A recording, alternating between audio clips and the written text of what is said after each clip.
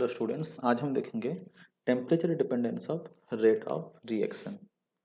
सो temperature पर rate of reaction कैसे depend करता है वो हम देखेंगे। तो ये देखने से पहले हम दो इम्पोर्टेंट टर्म के बारे में देखेंगे। सबसे पहले हम देखेंगे threshold energy.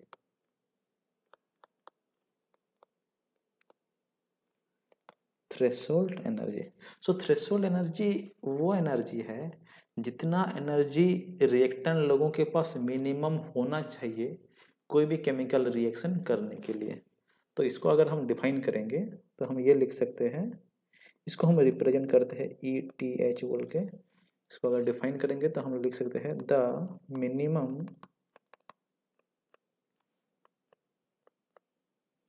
Minimum energy must be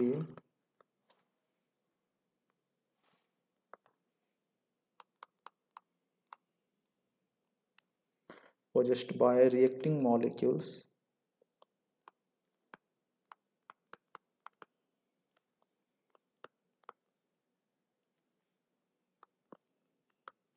for a chemical reaction। तो रिएक्टेंट स्पेसिस के पास मिनिमम अमाउंट ऑफ एनर्जी की तरह थ्रेशोल्ड एनर्जी होना चाहिए और उतना एनर्जी होने के बाद वो रिएक्शन कर सकते हैं। तो अब हम दूसरा टर्म एक देखेंगे जिसको बोलते हैं हम एक्टिवेशन एनर्जी।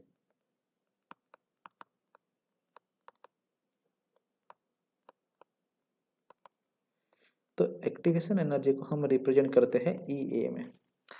तो रिएक्टेंट स्पेसिस को रिएक्टेंट लोगों के पास थ्रेशोल्ड एनर्जी तो होना चाहिए रिएक्शन करने के लिए कि वो मिनिमम एनर्जी होता है रिएक्शन करने के लिए, लेकिन उतना उनके पास जनरली अवेलेबल नहीं होता है। हाँ, कुछ लोगों के पास हो सकता है, लेकिन जनरली क्या होता है उतना एनर्जी उनके पास अवेलेबल नहीं होता है। तो उनको रिएक्शन करने के लिए हम एक्स्ट्रा एनर्जी बाहर से सप्लाई करते हैं सो दैट वो एक्टिवेट हो जाएं और रिएक्शन करें। ये जो एक्स्ट्रा एनर्जी जो वो रिक्वायर्ड करते हैं रिएक्शन करने के लिए, क्योंकि उनके पास एनर्जी थ्रेशोल्ड एनर्जी के बराबर होता नहीं है, उससे कम होता है।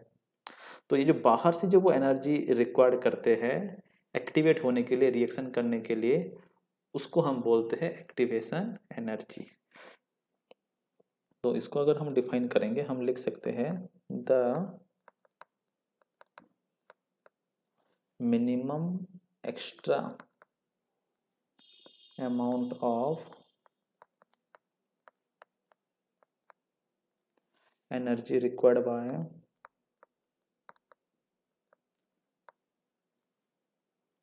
reactant molecules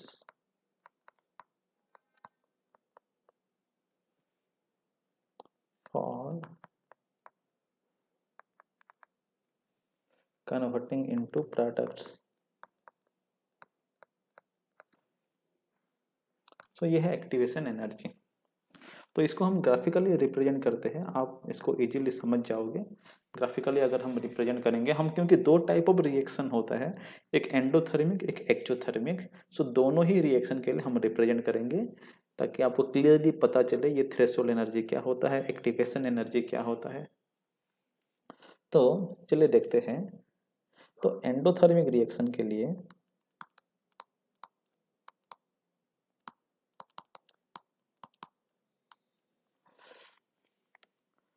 तो यहाँ पे एंडोथर्मिक रिएक्शन के लिए देखेंगे, यहाँ पे एक्सोथर्मिक रिएक्शन के लिए। तो देखिए एंडोथर्मिक रिएक्शन में क्या होता है, हीट रिलीज हो, हीट सप्लाई करते हैं, हीट इज सप्लाइड। हीट हम सप्लाई क्यों करते हैं, क्योंकि जो एंथैल्पी ऑफ प्रोडक्ट होता है ये ज़्यादा होता है देन एंथैल्पी ऑफ रिएक्टेंट। इसीलिए रिएक्टेंट साइड में हम एक्स्ट्रा हीट देते हैं, तब जाके ये एंथैल्पी ऑफ प्रोडक्ट के साथ बराबर होता है। और एक्सोथर्मिक रिएक्शन में क्या होता है, हीट इज रिलीज्ड। पे हीट रिलीज क्यों होता है, क्योंकि यहाँ पे जो एंथैल्पी ऑफ रिएक्टेंट होता है is greater than enthalpy of product. क्योंकि एक्स्ट्रा एनर्जी रहता है रिएक्टेंट लोगों के पास, इसीलिए वो एक्स्ट्रा अमाउंट ऑफ एनर्जी जो है वो हीट फॉर्म में रिलीज हो जाता है। और एंडोथर्मी में क्या होता है, क्योंकि प्रोडक्ट का एनर्जी ज़्यादा है इसीलिए हम रिएक्टेंट साइड में एक्स्ट्रा सप्लाई करते हैं सो दैट वो प्रोडक्ट फॉर्म में कन्वर्ट हो पाए। इसलिए आप ये पढ़े होंगे, अगर हम डेल्टा एच निकालेंगे enthalpy of product minus enthalpy of reactant, ये पॉजिटिव होता है एंडोथर्मिक रिएक्शन के लिए। एक्सोथर्मिक रिएक्शन के लिए अगर हम देखेंगे delta is equal to enthalpy of products minus enthalpy of reactant, क्योंकि हीट ऑफ जो रिएक्टेंट है वो ज़्यादा है तो इसलिए ये जो टर्म है ये नेगेटिव आता है। ये सब आप ऑलरेडी पढ़े हो। तो चलो हम रिप्रेजेंट करते हैं ग्राफिकली ये थ्रेशोल्ड एनर्जी और एक्टिवेशन एनर्जी। तो थ्रेशोल्ड एनर्जी क्या है, minimum energy must be possessed by reacting molecules for a chemical reaction, उतना एनर्जी उनके पास होना चाहिए रिएक्शन करने के लिए, लेकिन उनके पास उतना नहीं होता है। तो सबके पास उतना नहीं होता है, तब क्या करते हैं हम एक्स्ट्रा एनर्जी बाहर से सप्लाई करते हैं सो दैट वो एक्टिवेट हो जाए और रिएक्शन करे। तो वो जो एक्स्ट्रा अमाउंट ऑफ एनर्जी हम बाहर से सप्लाई करते हैं उस रिएक्टेंट लोगों को प्रोडक्ट में कन्वर्ट करने के लिए, उस एनर्जी को हम बोलते हैं एक्टिवेशन एनर्जी, ये जो हम बाहर से सप्लाई कर रहे हैं। तो इसको अगर हम अभी रिप्रेजेंट करते हैं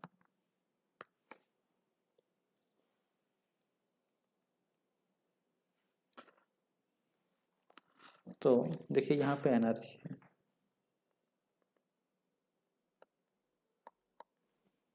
तो ये देखिए रिएक्ट यहाँ पे क्या एंडोथर्मिक रिएक्शन में क्या है, प्रोडक्ट का एनर्जी ज़्यादा होता है। ये देखिए एनर्जी ऑफ रिएक्टेंट, ये है एनर्जी ऑफ प्रोडक्ट।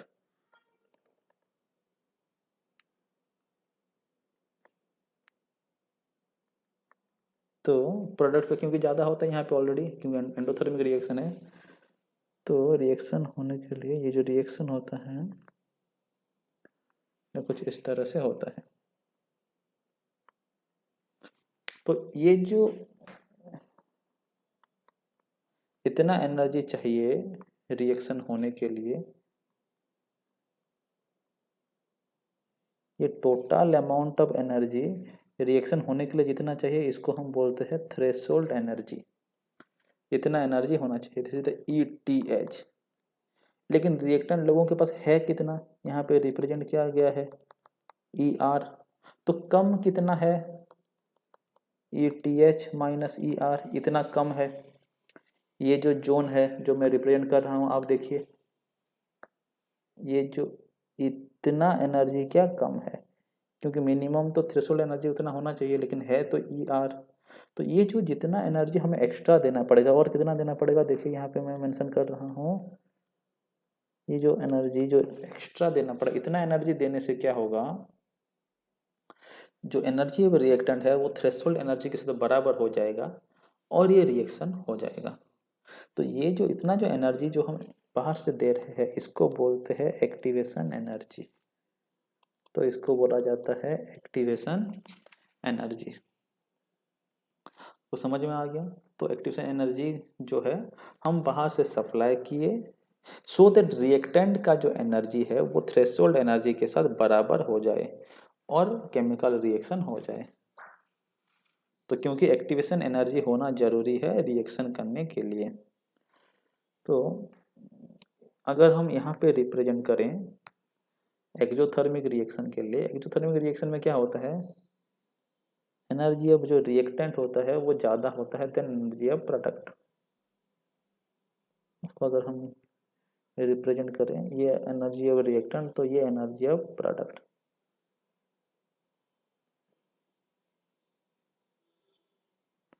तो ये है। तो यहाँ पे अगर देखेंगे ये जो नेट एनर्जी जो चाहिए इज कॉल्ड थ्रेशोल्ड एनर्जी। ये तो एनर्जी ऑफ रिएक्टेंट है,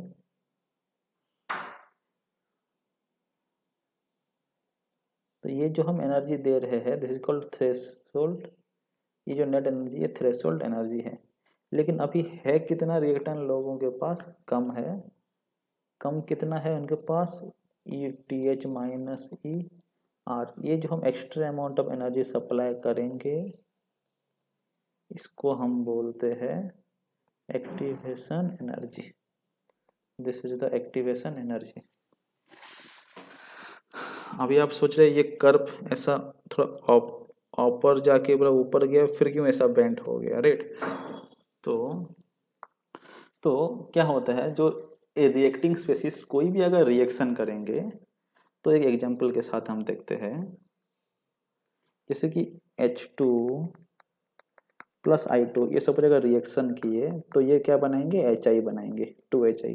तो यहाँ पे क्या होता है, H और H का जो बॉन्ड है प्लस I और I का जो बॉन्ड है, ये अगर HI बनेगा तो पहले क्या होता है, इनका बीच में एक इंटरमीडिएट बनता है। इंटरमीडिएट जो बनता है, जो ओल्ड बॉन्ड है, एग्जिस्टिंग बॉन्ड, वो ब्रेक होता है और न्यू बॉन्ड फॉर्म होता है। इसको बोलते हैं इंटरमीडिएट। इंटरमीडिएट। तो ये जो ओल्ड बॉन्ड को ब्रेक करने के लिए और न्यू बॉन्ड फॉर्म करने के लिए ये जो इतना एनर्जी होना जरूरी है, थ्रेशोल्ड एनर्जी उतना होना जरूरी है। वंस यहाँ तक पहुंच गया एनर्जी, देन ये रिएक्शन ऑटोमेटिकली हो जाता है। जैसे कि आप फॉर एग्जांपल आप एक हिल क्लाइंब करना चाहते हैं, तो आपको मेहनत तब तक करना पड़ेगा जब तक आप ऊपर चले जाएंगे। वंस आप पूरा टॉप में चले जाएंगे, जैसे आप चढ़ते चढ़ते, तो उतरते समय क्या है, उतरने के लिए कोई टेंशन नहीं, वो ऑटोमेटिकली आ जाएगा। तो इसको बोलते हैं एनर्जी बैरियर। तो इतना एनर्जी होना जरूरी है सो दैट वो एग्जिस्टिंग बॉन्ड जो है वो ब्रेक करके न्यू बॉन्ड में फॉर्म हो पाए। सो ये जो H और I है, इनका एग्जिस्टिंग बॉन्ड ब्रेक होता है, ब्रेक होने लगता है, और I और I के बीच में भी बॉन्ड ब्रेक होके H और I के बीच में नया बॉन्ड फॉर्म होने लगता है। फिर क्या होता है, ये HI में कन्वर्ट हो जाते हैं, प्रोडक्ट में कन्वर्ट हो जाते हैं। तो एग्जिस्टिंग बॉन्ड को ब्रेक करने के लिए हमें उतना एनर्जी, एक्स्ट्रा एनर्जी देना पड़ता है। तो अब देखिए, तो अब आपको क्लियरली आइडिया आ गया होगा कि थ्रेशोल्ड एनर्जी क्या है और एक्टिवेशन एनर्जी क्या है। ये मैं रिप्रेजेंट कर दिया हूँ ऑलरेडी। तो threshold energy, minimum energy reacting species के पास जितना होना चाहिए और उतना नहीं है जो हम बाहर से सप्लाई किए, उसको बोलते हैं एक्टिवेशन एनर्जी। तो रिएक्टिंग स्पीशीज को एक्टिवेशन एनर्जी चाहिए वो रिएक्शन करने के लिए, और जितने लोगों के पास एक्टिवेशन एनर्जी होता है वो रिएक्शन करते हैं। तो अभी हम आएंगे टेम्परेचर पे रेट कैसे डिपेंड करता है। तो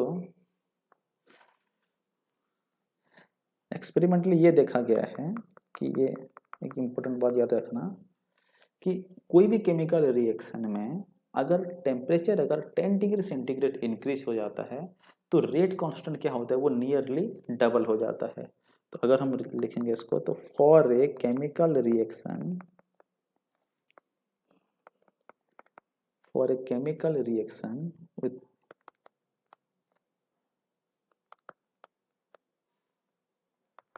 with increase in temperature by 10 degree, the rate constant is nearly doubled। Rate constant क्या होता है, डबल हो जाता है। जैसे ही टेम्परेचर 10 डिग्री सेंटीग्रेड तक इंक्रीज हो जाता है, 10 डिग्री इंक्रीज होने से क्या होता है, रेट कांस्टेंट ऑलमोस्ट डबल हो जाता है। तो मैं ये बोल सकता हूँ, सपोज यहाँ पे कोई भी एक टेम्परेचर ले लेता हूँ T डिग्री सेंटीग्रेड, यहाँ पे रेट कांस्टेंट कितना है, K1। ये T plus 10 degree centigrade, 10 degree increase हो गया, यहाँ पे सपोज K2। तो K2 क्या होगा, nearly double that of K1। तो K2 तो 10 डिग्री इंक्रीज होने से क्या होता है, रेट कांस्टेंट क्या होता है, नियरली डबल हो जाता है। जो रेट कांस्टेंट है वो खाली टेम्परेचर पे डिपेंड करता है, आगे चल के हम देखेंगे वो कैसे डिपेंड करता है। तो K2 इज नियरली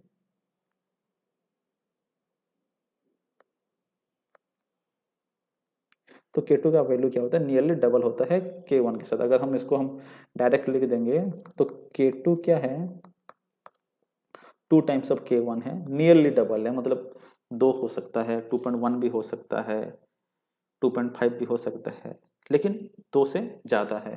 तो K2 बाय K1 का वैल्यू क्या होता है, 2 to 3 के बीच में आता है। सपोज K1 का वैल्यू सपोज यहाँ पे 7 था और K2 क्या हो गया, नियरली डबल हो गया, तो चलो 15 ले लेते हैं, डबल से थोड़ा ज़्यादा हुआ, तो यहाँ पे क्या आएगा, 2 पॉइंट समथिंग आएगा K2/K1। तो ये जो K2/K1 है, ये रेशियो हम निकाले हैं, ये किसका रेशियो है, रेट कांस्टेंट का रेशियो। कौन सा रेट कांस्टेंट, दो रेट कांस्टेंट जिनका कि टेम्परेचर में डिफरेंस क्या है, 10 डिग्री सेंटीग्रेड है। तो K2 और K1 जो रेट कांस्टेंट है at two different temperature differ by 10 degree centigrade, और 10 डिग्री सेंटीग्रेड में दो रेट कांस्टेंट के रेशियो का वैल्यू कितना होता है, 2:3। तो K2/K1, और मैं इसको ऐसे लिख सकता हूँ कि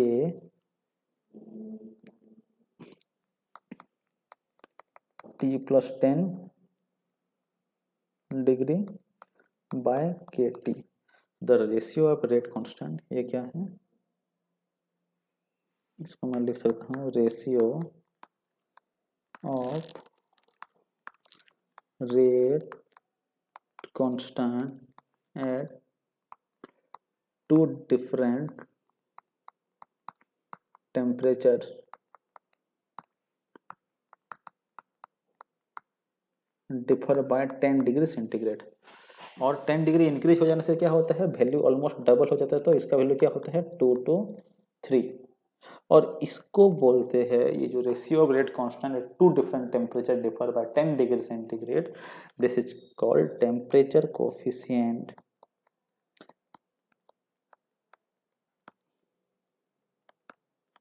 इसको बोलते हैं टेम्परेचर कोफिशिएंट, ये आपको याद रखना है।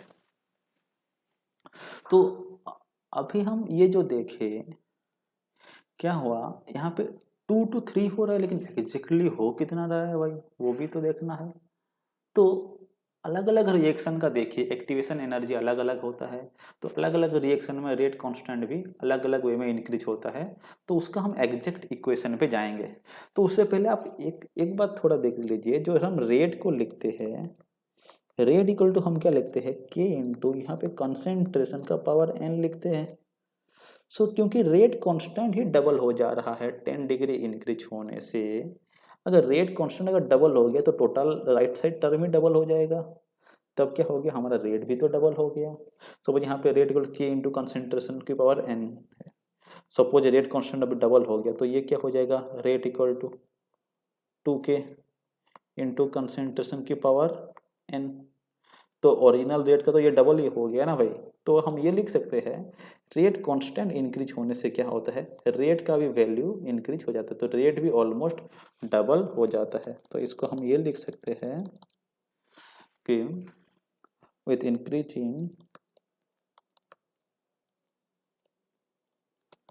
Increase in temperature by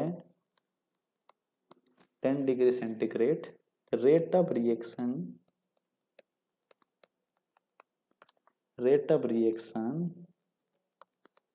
is also doubled। तो रेट कांस्टेंट डबल होने से रेट भी डबल हो जाएगा, क्योंकि रेट डायरेक्टली प्रोपोर्शनल है रेट कांस्टेंट से भी। तो रेट कांस्टेंट जो है एक पर्टिकुलर टेम्परेचर पे वो कांस्टेंट है, लेकिन टेम्परेचर चेंज होने से वो चेंज होगा, और 10 डिग्री चेंज होने से क्या हो जाएगा, वो ऑलमोस्ट डबल हो जाएगा। तो डबल वो 2 है कि 2.1 है कि 2.3 है कि 2.7, जो एग्जैक्ट वैल्यू निकालने के लिए आर्हेनियस एक इक्वेशन दिए। तो आर्हेनियस इक्वेशन क्या है वो हम देखेंगे, जिससे कि हम क्लियरली निकाल पाएंगे कि रेट कांस्टेंट कितना चेंज हुआ और कौन सा टेम्परेचर में उसका वैल्यू कितना है।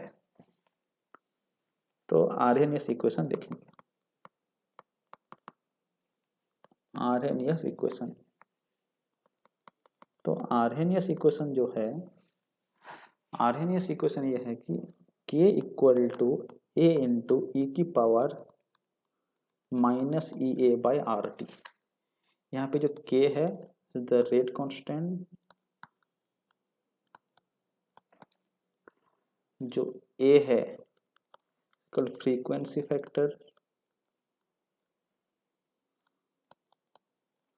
और इसको बोला जाता है आर्हेनियस फैक्टर, और इसको बोला जाता है प्री एक्सपोनेंशियल फैक्टर। क्योंकि ये ई जो है एक्सपोनेंशियल है, एक्सपोनेंशियल से पहले है ए, इसीलिए इसको बोला था प्री एक्सपोनेंशियल फैक्टर।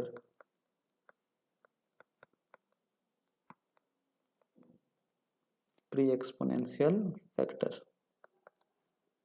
जो ई ए है ये हम ऑलरेडी पढ़ चुके हैं, इसको बोलते हैं एक्टिवेशन एनर्जी। जो आर है इज द गैस कांस्टेंट, ये आइडियल गैस कांस्टेंट, इसके बारे में आपको ऑलरेडी आइडिया होगा। टी जो है सीधा टेम्परेचर, लेकिन ये केल्विन में होगा टेम्परेचर, टेम्परेचर को केल्विन में आपको रखना है। तो ये है आरएमएस इक्वेशन, तो जो हमें एग्जैक्टली बताएगा कि कौन सा टेम्परेचर पे रेट कांस्टेंट का क्या वैल्यू है, और हम एग्जैक्टली निकाल सकते हैं टेम्परेचर चेंज होने से कितना चेंज हो रहा है। तो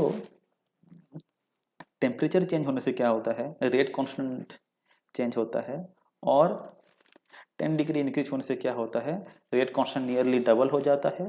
सो रेट कांस्टेंट डबल होने से क्या होता है, रेट ऑफ रिएक्शन भी डबल हो जाते हैं। तो इसको हम अभी ग्राफिकली देखते हैं। तो ग्राफिकली अगर हम समझेंगे तो हम देखो जितना सारा मॉलिक्यूल है, हम हर मॉलिक्यूल का एग्जैक्टली एनर्जी नहीं निकाल सकते हैं, ना ही हर मॉलिक्यूल का कोई भी अगर रिएक्टिंग स्पेसिस है सारा मॉलिक्यूल का एग्जैक्टली सेम एनर्जी होगा बोल के भी हम नहीं बोल सकते।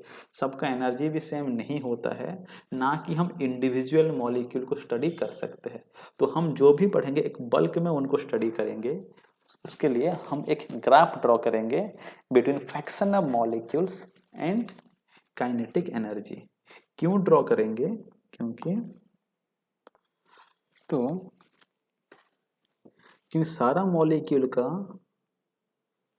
do not have same kinetic energy, so all molecules of reactant species do not have same kinetic energy, उनका सेम kinetic energy होता नहीं है।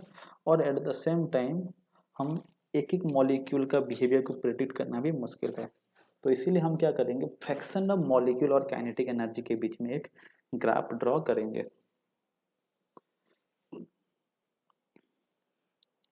तो ये ग्राफ ड्रॉ करेंगे हम, यहाँ पे kinetic energy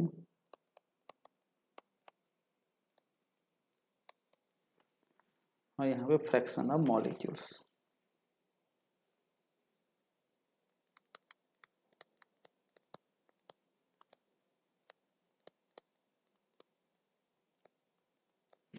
fraction of molecules तो इनका अगर हम ग्राफ ड्रॉ करेंगे, देखो सबका काइनेटिक एनर्जी सेम नहीं होता है, तो उसके हिसाब से ये ग्राफ अगर हम ड्रॉ करेंगे, एक ग्राफ कुछ इस तरह से आता है। ये बोल्ट्जमैन एंड मैक्सवेल स्टडी करके बोले थे। तो ये जो जोन है, ये जो आपको दिख रहा है, ये जोन जो है, ये जोन रिप्रेजेंट करता है फ्रैक्शन ऑफ मॉलिक्यूल जिनका कि ये मैक्सिमम फ्रैक्शन ऑफ मॉलिक्यूल जिनका कि ये एनर्जी है, यहाँ पे काइनेटिक एनर्जी है। सपोज ये हम ले लेते हैं 100 जूल, तो 100 जूल जो एनर्जी है उसको maximum fraction of molecule possess करते हैं। उस एनर्जी को हम बोलते हैं most probable kinetic energy. Most probable kinetic energy, kinetic energy. तो मोस्ट प्रोबेबल काइनेटिक एनर्जी ये है क्या, the energy possessed by maximum fraction of molecule. इसको हम लिख सकते हैं kinetic energy of maximum fraction of molecules.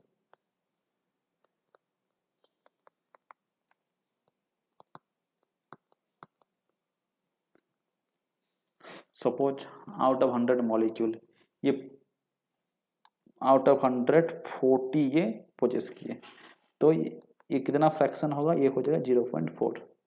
Suppose एक एग्जाम्पल ले रहा हूँ, मैक्सिमम फ्रैक्शन तो ऑलमोस्ट 40%।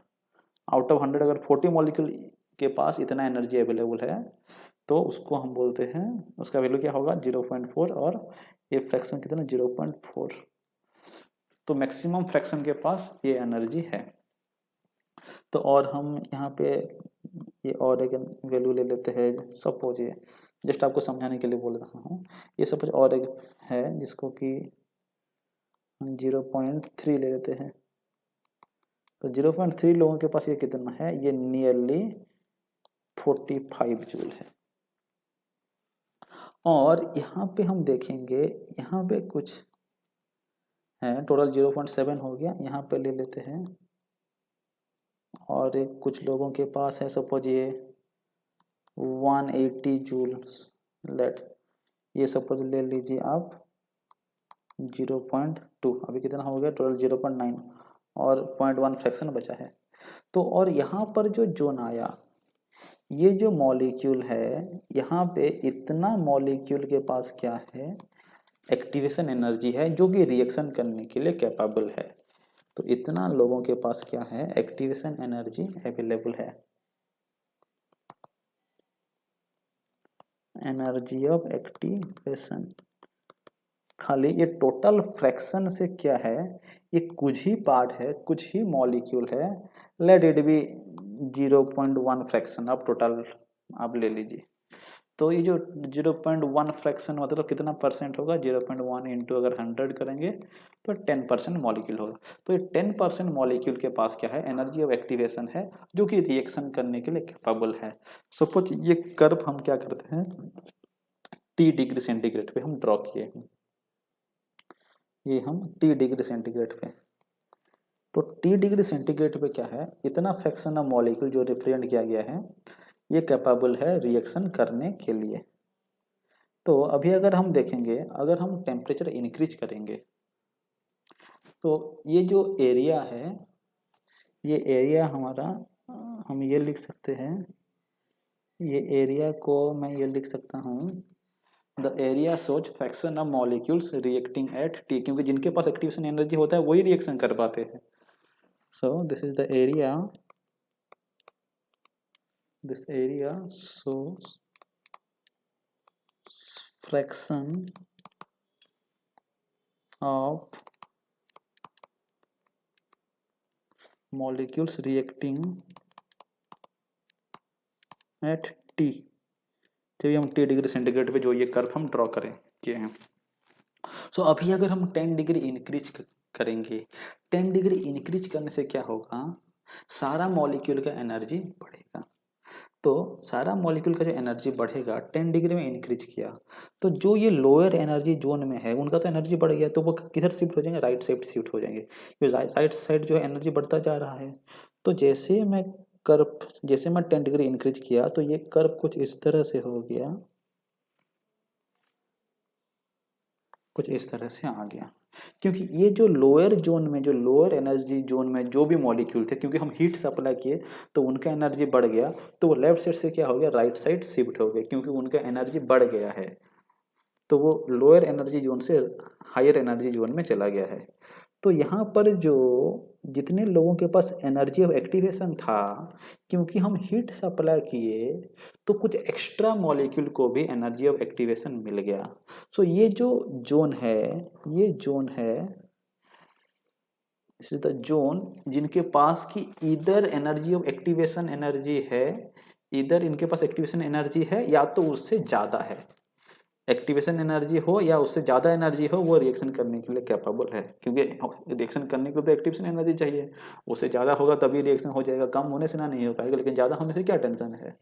तुम्हें एक समोसा खरीदना है, तुम्हें 5 रुपया चाहिए, 6 रुपया होने से तो आराम से खरीद पाओगे ना, 1 रुपये का चॉकलेट भी लेके आ जाओगे, लेकिन 4 रुपया होगा तो रोते रोते आओगे, नहीं खरीद पाओगे।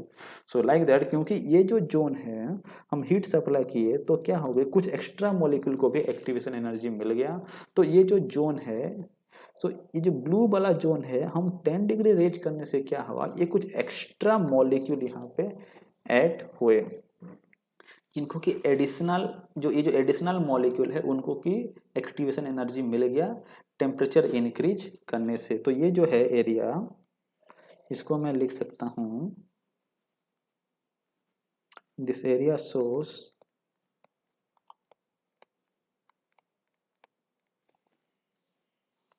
फ्रैक्शन ऑफ एडिशनल मॉलिक्यूल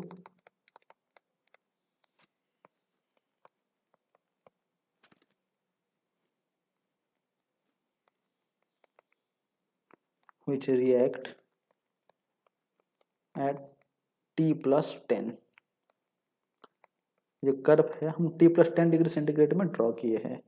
पहले तो T डिग्री में था, अब ये कितना डिग्री में है, ये T+10 डिग्री सेंटीग्रेड में। तो T+10 डिग्री सेंटीग्रेड में क्या है, T डिग्री पे जितना रिएक्टिंग मॉलिक्यूल थे, T+10 में क्या हो गया है, ऑलमोस्ट डबल हो गया है। तो फ्रैक्शन ऑफ मॉलिक्यूल क्या हो गया है, यहाँ पे देख के पता चल रहा है क्लियरली नियरली डबल हो गया है, इसीलिए रेट ऑफ रिएक्शन भी क्या होता है, डबल हो जाता है। तो जो फ्रैक्शन ऑफ मॉलिक्यूल के पास या तो एक्टिवेशन एनर्जी है या तो उससे ज़्यादा है, वो रिएक्शन करने के लिए कैपेबल है, और वो ये जोन से रिप्रेजेंट किया गया है। लेकिन देखो ये जो कर्व है, चाहे वो ये फर्स्ट वाला कर्व हो या सेकंड वाला कर्व हो, ये दोनों ही कर्व में आपको एक ही बात ध्यान देना है, टोटल एरिया जो है वो कांस्टेंट रहना है, क्योंकि टोटल फ्रैक्शन वो कांस्टेंट है। तो टोटल नंबर ऑफ मॉलिक्यूल्स कभी चेंज नहीं हुए, तो टोटल एरिया कांस्टेंट रहेगा। हाँ, भले हम टेम्परेचर इंक्रीज किए तो ये लोअर एनर्जी जोन से higher energy zone right side में शिफ्ट हो गए, लेकिन टोटल एरिया क्या रहना है, कांस्टेंट रहना है, देन ओनली हमारा ग्राफ सही है। तो अब जो आर्हेनियस इक्वेशन में पढ़े थे, जो k इक्वल टू, तो अभी आपको क्लियरली ये ग्राफ से भी पता चल जाएगा कि रेट ऑफ टेम्परेचर बढ़ने से reacting molecule with activation energy वो भी इंक्रीज हो जाता है, नंबर ऑफ मॉलिक्यूल जिनको कि एक्टिवेशन एनर्जी एक्स्ट्रा मिल जाता है टेम्परेचर बढ़ने से, और वो रिएक्शन करने के लिए कैपेबल हो जाते हैं। तो क्योंकि number of molecules with activation energy increase होता है, तो रेट ऑफ रिएक्शन भी डबल हो जाता है, क्योंकि ये एरिया भी तो ऑलमोस्ट डबल हो गया टेम्परेचर बढ़ने से।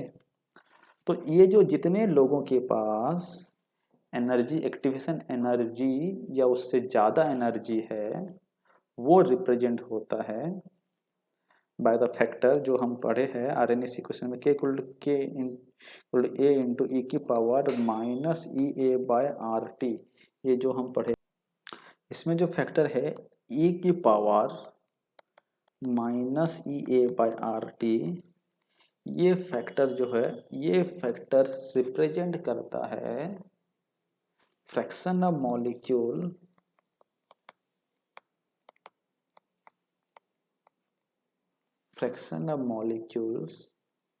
that have kinetic energy greater than EA, greater than activation energy,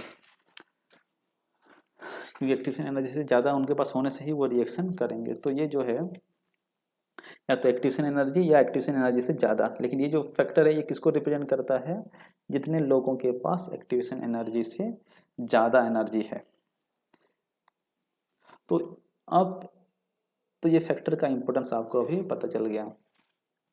तो अभी जो आरएनएस इक्वेशन है उसके हम और थोड़ा डिटेल में जाएंगे। तो वहाँ पे आरएनएस इक्वेशन क्या था, ये जो है k इंटू ए की power minus E A by R T, इसको हम और डिटेल में जाएंगे। तो इसके दोनों तरफ लॉग लेते हैं,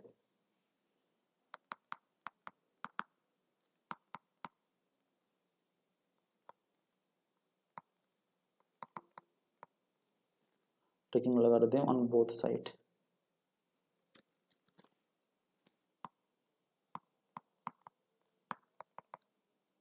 तो लॉगरिथम लेने से क्या हो जाएगा, ये लॉन के इक्वल टू हो जाएगा ln K equal to ln A into e की power minus E A by R T. तो ln K equal to, ln में क्या होता है, कोई अगर मल्टीप्लाई हो रहा है तो वो ऐड हो जाता है, ये हो जाएगा लॉन ए प्लस लॉन ई की power minus E A by R T. तो ये हो गया लॉन ए, ये जो पीछे जो है ये जो पावर बना है ये बैक साइड में आ जाएगा, तो ये हो जाएगा minus E A by R T lawn ई।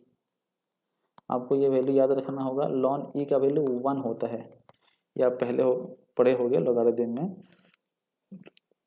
तो ये हो गया ln A minus E A by R T. तो इसको अगर हम अच्छे से लिखेंगे, ln K equal to minus E A by R T plus ln A. इसको आप इक्वेशन 1 लिख दीजिए। अगर हम ग्राफ ड्रॉ करेंगे ln k वर्सेस 1/t, तो ये जो इक्वेशन हम देखें it is exactly like y equal to क्या है mx प्लस सी।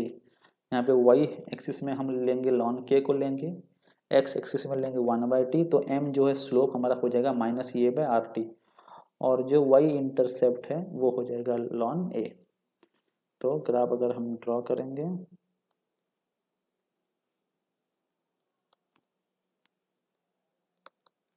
ln k वर्सेस 1/t, तो क्यों नेगेटिव स्लोप है, स्लोप कितना है यहाँ पे, स्लोप इक्वल टू -EA/RT, और जो y इंटरसेप्ट है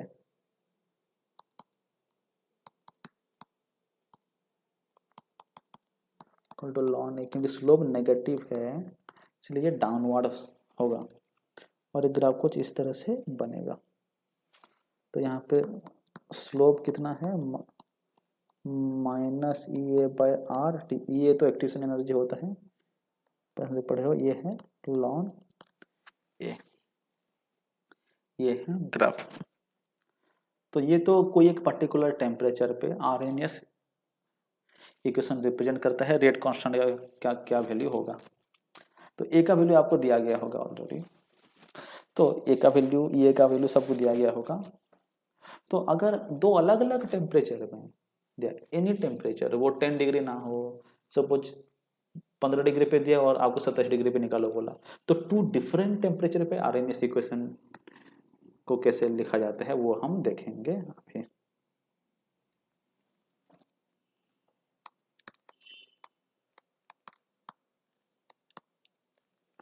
RNS equation at two different temperature. देखिए अभी तक हम जो RNS इक्वेशन का एक इक्वेशन में पहुंचे, इक्वेशन 1 में, ये क्या है ln k equal to -EA/RT plus ln a, ये जो हम अभी इक्वेशन 1 में देखे हैं। तो इसमें क्या हुआ, सपोज एट टेम्परेचर T1, तो ये इक्वेशन 1 क्या हो जाएगा, suppose Z constant at temperature T1, rate constant equal to K1, activation energy उतना ही रहता है, वो चेंज नहीं होता है एक पर्टिकुलर रिएक्शन के लिए। तो हम ये लिख सकते हैं ln K1 इक्वल टू क्या हो जाएगा -EA/RT1 प्लस ln A।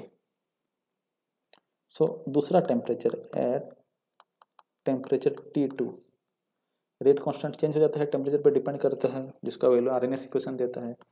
तो सपोज टेम्परेचर T2 में रेट कांस्टेंट क्या हो गया K2, तो ये क्या हो जाएगा ln K2 इक्वल टू हो गया -EA/RT2 प्लस ln A।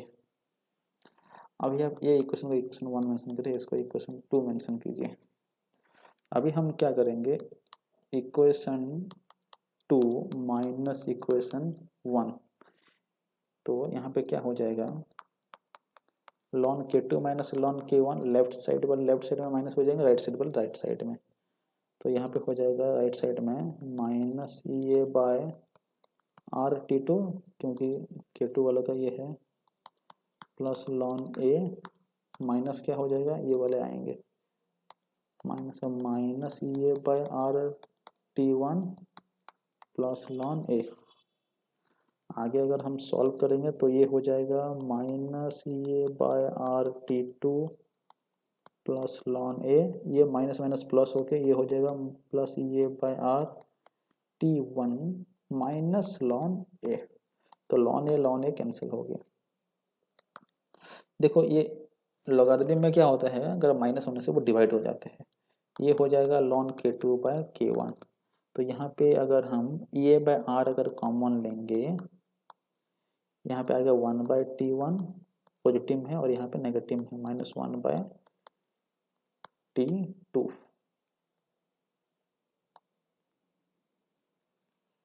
तो ये जो इक्वेशन बन गया, अब देखो लॉन को अगर लॉग में हम कन्वर्ट करेंगे तो ये भी आपको एक याद रखना है, लॉन ए इक्वल टू क्या होता है 2.303 लॉग ए। ये ऑलरेडी मैं जब रेट इक्वेशन हम इंटीग्रेटेड रेट इक्वेशन डिराइव कर रहे थे तब मैं बताया था। सो लॉन को अगर लॉग में हम कन्वर्ट करते हैं तो 2.303 मल्टीप्लाई करते हैं।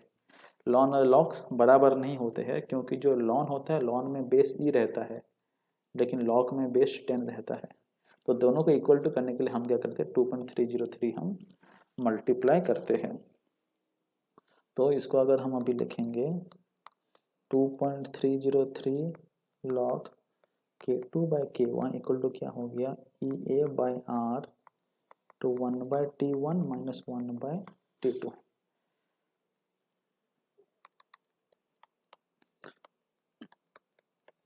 Log K2 by K1 equal to हो गया E A by 2.303 R to 1/T1 minus 1/T2। ये जो इक्वेशन आया ये इक्वेशन आपको देता है ये Arrhenius equation for two different temperature, for two different temperature। आप इसमें ये क्वेश्चन का यूज करके न्यूमेरिकल सॉल्व कर सकते हैं। Thank you very much.